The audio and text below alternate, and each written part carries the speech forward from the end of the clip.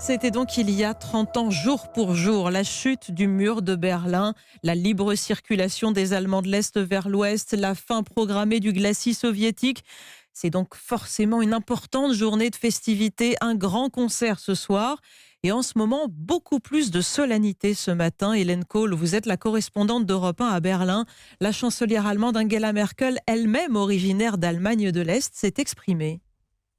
Oui, effectivement, lors d'une cérémonie devant un tronçon conservé intact, un tronçon du mur préservé dans son authenticité sans graffiti.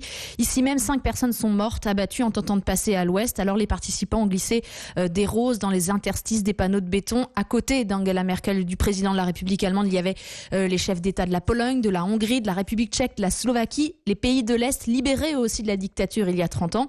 Et puis dans un second temps, lors d'une petite cérémonie à l'intérieur de la chapelle de la Réconciliation construite sur le No Man's Land, Angela Merkel a rappelé le message du 9 novembre 89. Le mur de Berlin appartient au passé.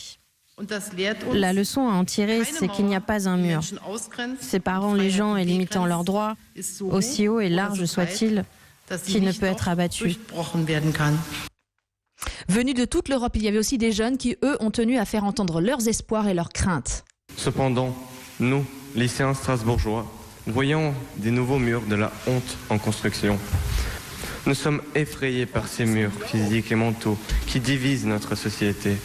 C'est pourquoi nous exhortons nos citoyens et politiciens à s'écouter les uns les autres.